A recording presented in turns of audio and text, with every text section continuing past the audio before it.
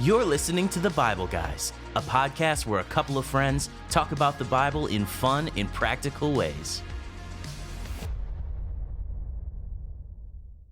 Well, good morning. Good morning. Assuming that you're watching in the morning. Yeah, I guess true. Most people do. Or happy afternoon. Or good evening. Or good night. Come Because to we'll put you to sleep. Remember that video that we did? What is it? Come to that. Oh, yeah. Yeah, you were great in that.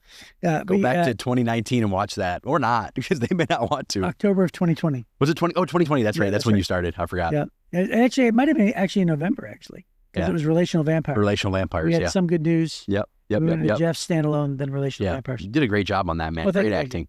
Hey, so my name is Chris. This is Kyle. We are the Bible Guys today because Jeff is out of town, and we've had a great discussion. It's been great. Yes. Yeah, we're Jesus and the Outsiders. Jesus and the Outsiders, and we're talking about famous sayings of Jesus. In the past, we've described it as what if Jesus had a podcast? He would actually talk about his famous sayings. Yeah. But really, it's a series about the famous sayings of Jesus, isn't it? It's been great. And today he's going to be talking about how the first shall be last. Mm-hmm. But before we do that, we have a segment that I'm very fond of. Would you rather? Would you rather? Because it asks a ridiculous question and it forces you to make a choice between two bad choices. Okay. Gotcha. All right. You want to read the first one? Sure. All right. Here we go. Chris. Yes. Would you rather have a pet llama that follows you everywhere or a parrot that constantly roasts you? You know what? I think that people would get sick of the llama because llamas spit. Yeah. And they smell, right? And they're very large.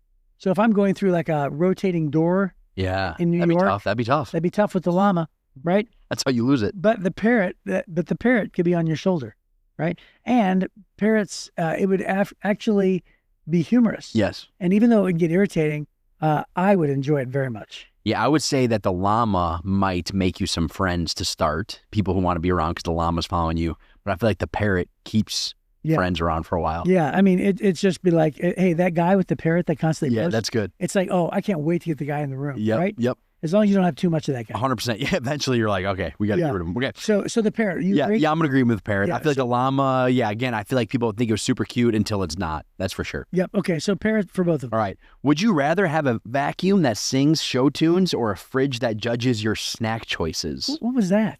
I tapped you because I realized you were supposed to read that one. It was my bad. Sorry. Oh, I thought you were tapping me because it said show tunes. No. That was my bad. Because you you started speaking and I was like, oh, dude, I'm apologizing. Hey, dude, I totally thought that's what Jeff would have done. What? Jeff would have said show tunes.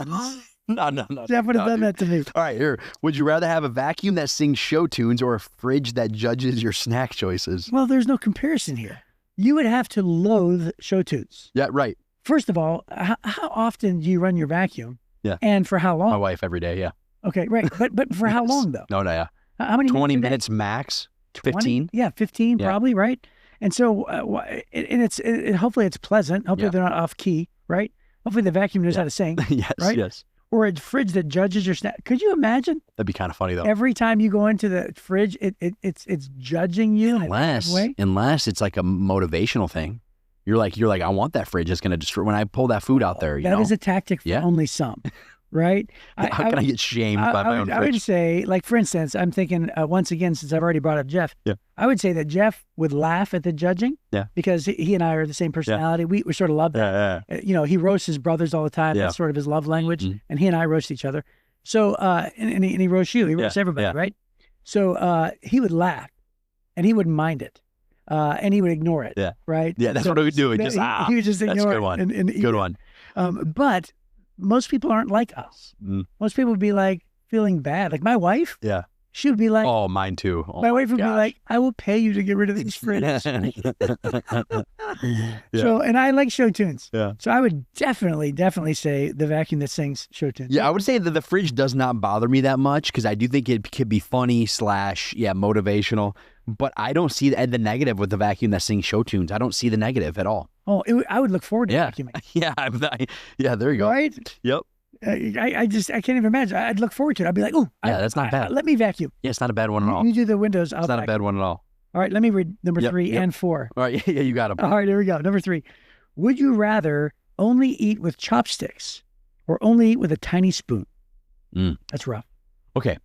So because I'm embarrassed to admit this, I do not know how to use chopsticks. Ooh, I can show you. Well, the other thing too about me is I do struggle with patience. I'm not saying I'm impatient, but I struggle with patience. Yeah. So whenever it comes to chopsticks, it just feels like I'm just gonna grab a fork, I'm gonna grab a spoon, just get this over with. Yeah, you know what? I love chopsticks. I love them. Yeah. I've learned to eat noodles with chopsticks. Really? So I could actually eat like pad thai with chopsticks. Obviously with soup, you have to have a spoon, right? Yeah. So it's not a universal thing. And this is saying only eat with chopsticks. Yeah. So you'd have to drink your soup. Right. And also I would say I probably should learn how to use chopsticks because could you imagine eating soup with a tiny spoon? That would be, like, for impatient people, it'd be the worst. It'd be awful. To be honest with you, a tiny spoon with steak wouldn't be good either. Yeah, no. Right? So I'd rather use chopsticks for steak. Oh, I'd use my hands if I had those options. Oh, yeah. Well, just rip it off. As long as you were allowed to use a knife as well. Yeah. But it's saying, I'm assuming eating means bringing it up to your mouth, right? Yeah. So you can cut it. Yeah, I'd go chopsticks for that reason, although I'd have to learn, so. Yeah, so I'm going to say chopsticks too because I like them. And how could a billion Chinese people be wrong? Right? That's true. Come on. They know what they're doing. They're smarter than we are. They can't be wrong. That's right. By the way, that's a movie quote. Come on, Michael. How can a billion Chinese people be wrong? What's it from? It's from The Lost Boys. Oh, okay. Throwback. 80s. It's actually a movie about vampires. Okay. Tom Cruise, right? Or surprising Brad that Pitt I or something like that. Acknowledge that. Yeah. Yeah, but no, it was. Wasn't a famous actor or actors in there? No, believe it or not, the main star was a no-name guy. Okay. But it did have some famous people in it. Huh. The kids were sort of famous. Okay. So anyway, all right. Number 4. Would you? Oh, Keith Sutherland.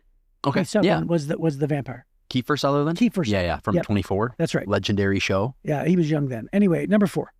Would you rather be stuck in a room with 50... Would you rather be stuck in a room with 50 clapping robots or one mime who won't break... or who won't break eye contact? Are you kidding me? This is the most random question. One mime who won't, because you didn't get through that. One mime who won't break eye contact. So stuck in a room. First of all, how long are you stuck in the room? Yeah. Let's throw a number out there.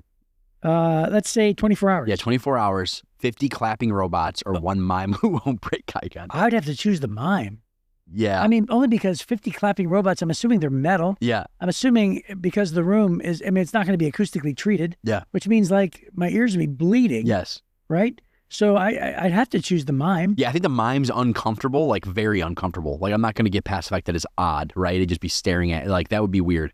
But I would say the annoyance after a while of the robots would just, I'd have to choose the mime as well. Yeah, 50 clapping robots. Wow. Just is a funny sight. That is a wild question. It is. All right, we'll give you the. All right, last one. Would you rather be known as the person who always has a snack but never shares, or the one who laughs like a dolphin? Again, pretty random. Wow, these are random. I would definitely rather be known as the person who laughs like a dolphin. It's not even a question.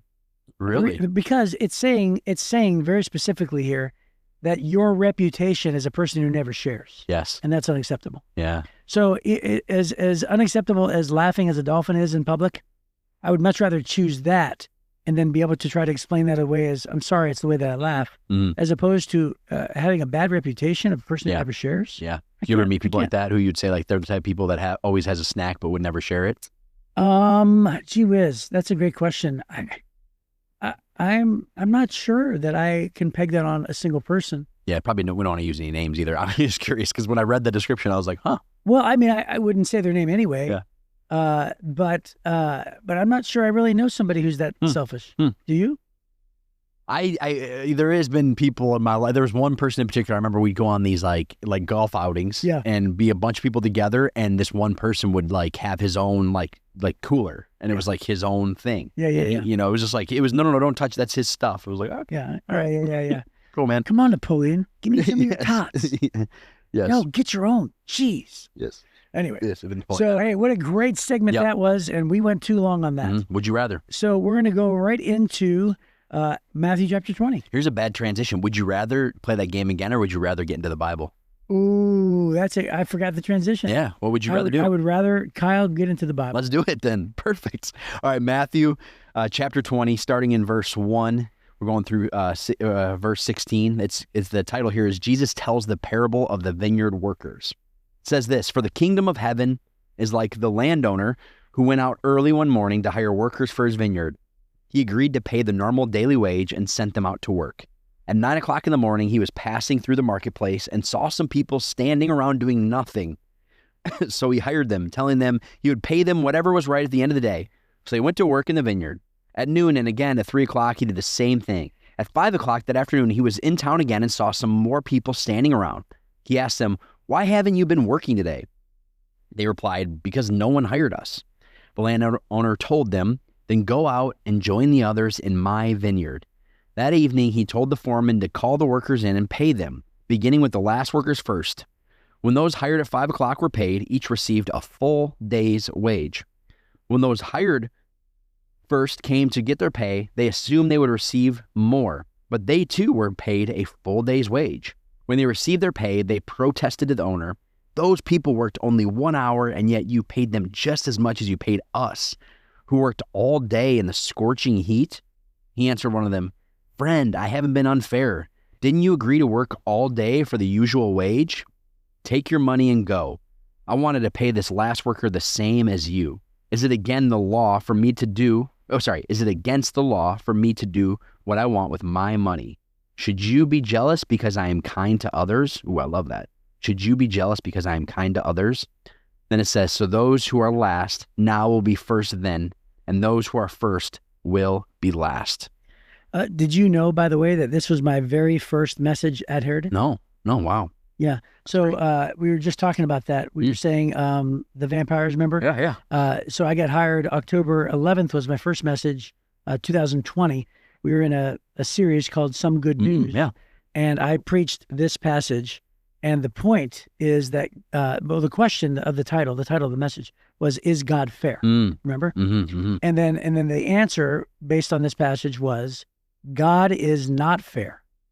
Right? God is not fair. Mm-hmm. Now, first of all, when people hear that concept, before I give the rest of the title, or the rest of the point, I should say, people might have a problem with that. What do you mean God's not fair? Well, fairness ended in the Garden of Eden. Right? God is not fair at all. And fairness, by the way, is something that we all want. We all want our coaches to be fair. Mm-hmm. We want our teachers to be fair. We want parenting to be fair. Yeah. We want our bosses to be fair. And yet, at the same time, fairness can be a thing that is, not a good thing. For instance, like, hey, they got a raise and I didn't. That's not fair. Actually, it is. Yeah. They produced and you didn't. Yep. They're talented and you're not. Yeah. Right? It's like there are some things where it's like fairness is not what is demanded. Yeah. Not every kid is going to be on the field at all times, right? At all plays. The NFL, if everybody got the same amount of time playing, like it would be boring, like it wouldn't exist, right? Yeah. Right. If it was all fair. Yeah. So fairness isn't always a high value. And to be honest with you, it isn't always a great value. No. Right? So if people demand fairness for the sake of fairness, it's not a great concept. So the question is God fair? And the answer is absolutely not. Mm-hmm. And then the extension to that answer is he's incredibly unfair in our favor, or to our favor. Yeah. Both are grammatically correct.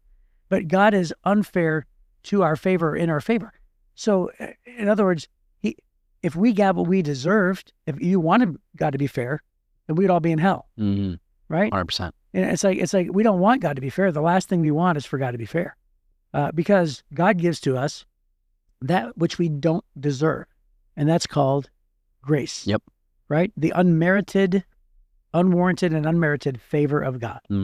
But God decides to not give us what we do deserve, which is called mercy. Yeah. So he holds back, right? Mercy that spares us and grace that favors us. And so the thing I love about this is really that concept. Yeah. The concept that God doesn't even apologize. No. You know what it is? It's the no explanation. Yeah. Right? Yeah. So they're like, hey, I demand an explanation. How did you give those guys who only worked 1 hour all this money? And he says, I don't have to even answer you, right? I can do what I want with my own money. And by the way, I'm not unfair to you. Take your money and go your way. I've been very fair to you because here's the wage we agreed upon. Yeah. He doesn't even pretend to say why he did what he did. Yeah. He said, I can do what I want. Yeah, and I read it twice there, but I like when he turns it on him, said, should you be jealous because I'm kind to others? Right. Oof, that's a But I know for me, like just in this New Living Translation Bible, the chronological life application study Bible, here's a couple points on there that they bring up. Is that this parable speaks especially to those who feel superior because of heritage, position, or having spent so much time with Christ, and to new believers. It's a reassurance of God's grace. Then as it goes down, it says, I love this part. It says, many people we don't expect to see in the kingdom of heaven will be there. The criminal who repented as he was dying will be there, along with people who have believed and served God for many years. Do you resent God's gracious acceptance of the despised, the outcast, and the sinners who have turned to him for forgiveness? Have you ever been jealous of what God has given to another person? Instead, focus on God's gracious benefits to you and be thankful for what you have. That's right. Oh man. And now if you want to break down the hermeneutics of this passage and go word by word, and there's a study that could reveal a lot, but even just phrase by phrase also, right? So phrase by phrase, what you realize is that Jesus is a master storyteller. Yeah. Because he sets the precedents, and he says he hired him at the beginning of the day. Well, first of all, the Jewish calendar is different than our calendar. So we have midnight to midnight as a day. But in the Jewish calendar, it was 6 a.m. to 6 a.m. And the reason why is they called the sun, the time of the sun was day, and the time of the, all through the night was evening. And so a 24-hour period began with sunrise, and it ended at sunrise. So anyway, all that to say, that's the reason why some of your versions in the Bible may say on the 3rd hour, on the 6th hour, on the 9th hour, right? On the 11th hour. Because what they're doing is they're taking it from 6 a.m. Yeah. But this version translates it for us. Yeah. This version says 9 a.m., noon, and then 5 p.m. And then we know that the day ended when the sun went down because they said this man only worked 1 hour, which means that the shift was a 12-hour shift. Okay. So we literally know that. Yeah. So Jesus is a master storyteller because he says these guys agreed to 12 hours and he agreed them to pay a denarius. Now, a denarius was actually determined in the book of Deuteronomy, or maybe it's Leviticus, one of those two, as a fair day's wage. Yeah. It was also the same wage that a Roman would get working for the full day. So denarius was a very fair thing. Yeah. So imagine the first century listeners. They're like, okay, once upon a time, right? There's a guy who owns a vineyard. Yeah. And this guy agrees to work all day, and he agrees on a denarius. Everybody's like, I'm with you. Like, that is very fair. So they started out, the listeners were like, it's very fair. And then he finds somebody at 9 o'clock. And I love how Jesus says, I'll pay you what is right. So Jesus doesn't even indicate what he's going to do. And so Jesus is literally adding suspense, right? I mean, he is a master script writer, because everybody who's listening goes, oh, I wonder what that is. They've worked 3 hours less. Then he found somebody at noon. I'll pay you what is right. Only half a day? Only 6 hours? I wonder what that is. Then at 5 o'clock, 1 hour, right? And then he gives them a denarius. Whoa! And he starts with the denarius for the 1 hour guy. Yeah. And he works backwards. So they all got to witness it. I love that. Even the listeners are on the edge of their seat. Yeah. What? The 1 hour guy got a denarius? They're wondering. It's so masterful. And obviously he's God. Yeah. Right? But all that to say this, there's a reason why we love good stories. There's a reason why we can find the gospel in stories. You can find the gospel played out in almost anything. I watched the Bible guys, I think it might have been this morning, like literally the morning of this recording. Yeah. And in the morning of the recording, we talked about how there was, how the Bible was shown in certain movies. We talked about The Matrix. Oh, yeah. But dude, you could literally preach a whole movie and call it the gospel according to The Matrix. Yeah. People did back in the day. They would do a series like that. Yeah. You could do the gospel according to Harry Potter. Yeah. And some people are like, oh, blasphemy. But I'm telling you, the gospel is in Harry Potter. Yeah. The gospel is in the Lord of the Rings. Yeah. Right. And I believe that obviously it's what I'm meaning is I'm meaning that the overall arching story of a hero sacrificing for another is the story of salvation. Yep. And you can find it in other stories. And those are the stories that grab our attention. Those are the stories that make the most money. Those are the stories that are most popular. And the reason why is because the gospel is in you and the gospel is in me. There's a deep-rooted sense where we want that story. we long for that story in our souls. Yeah. Because that's the story of the gospel that is in you. Yeah. I would say too, I love that because, it's taking back to the first century when he's telling this story. And you got to think when he's telling the story, some people, I mean, they got upset about this. Like, they're mad. They're like, no. And a part of it's because the way the structure and the rules and the religion and tradition, it was all about, meeting quotas and standards and like, it's all those things. And then Jesus starts breaking it down, like you're saying, like, it's not fair, but he starts breaking it down in a way that, like, it doesn't make sense. Because it's like the good news of Jesus and what he did, it doesn't make sense. The fact that it's available to anyone, everyone, that somebody can literally be on their deathbed and say, today I've decided, if they've truly surrendered their life over to Jesus, that they can have that moment and they can actually join us in heaven. Like I read earlier, the thief on the cross, Jesus doesn't say, okay, before before you die, I need you to get off the cross and go get baptized, or hey, I need you to get off that cross and go attend a local synagogue. No, he just literally is like, he's just saying to him, hey, today you'll be with me in paradise. And it has to do with the faith, and it has to do with that surrender. And I love that because I do think that there's going to be a lot of people in heaven that we're going to be surprised who made it. Yeah. But also, shouldn't we have that same humility? I'm surprised I made it. I'm surprised thank you, God, I don't deserve it. If you truly understand the grace and like you said, the mercy that he's given us, you have no choice but to have humility. If you ever get to the point where you start to think that you're above somebody, or start to I guess, score people or rank people in that way, which is what the Pharisees did all the time. Yeah. Like, you start to look a lot like a Pharisee when you start acting like that, Right. And we don't want to be on that side. And Jesus always has a master comparison, right? There's a point in the story. And the point of this story is, the people listening, most likely, it doesn't say so, but it most likely, wait a minute. I'm going back on my words here, because I'm going back. It says, then Peter said to him, we've given up everything to follow you. What will we get? Then Jesus replied, and then he answers, and then he goes directly into, for the kingdom of heaven is like a landowner, right? So, and then also they asked another question: who in this world can be saved? Right? Yeah. So this is a long conversation. This is the reason why Jesus is telling these stories. But anyway, the point is that the masterful comparisons are, we try to ask ourselves, who are we in the story?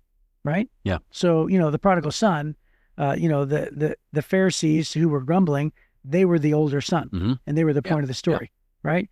And so who are we in this story? Well, the entitled Christians are the ones who are the 12-hour full-day Christians, who say, wait a minute, they shouldn't be able to get the full day's wage, right?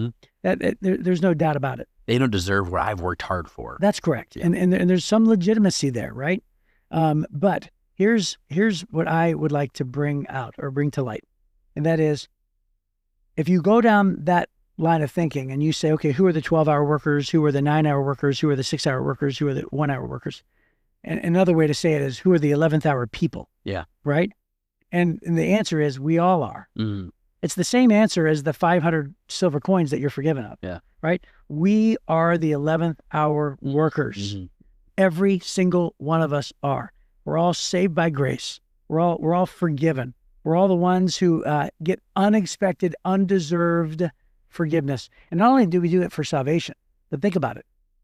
Every single time you screw up, and then you screw up again, and then you mess up again, and then you don't mean to, but once again we fail God, or we willfully sin, or we're just too tired and we neglect, or we walk away, or we're apathetic, or we're depressed, or we feel guilty about our choices. We know that it's wrong, but we're just going to do it anyway because we want to do what we want to do.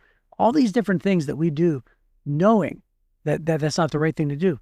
God offers continual forgiveness that never stops. That's right. Unconditional grace that is unending. And so all of us are the 11th hour workers, right? That's good. All of us are. That's good. No, I thought that was great, man. Great way to end it, and great story. And it's something I think that anybody who's new to the faith, or maybe even somebody who's been a Christian for a long time, can really glean some insight from this passage for sure. Hey, let's end this podcast by you being me and I'll be you, because Jeff always lets me sign off. Yeah. So you sign off and I'll do what you do. Go ahead. All right, cool. All right, signing off. We're the Bible guys. My name's Chris. This is No, I didn't really mean that. Oh, you want me to? I thought you meant you being me by just. I thought you were going to pretend. I was going to try to pretend to be you. Hey, guys, we'll see you tomorrow. Yep, see you.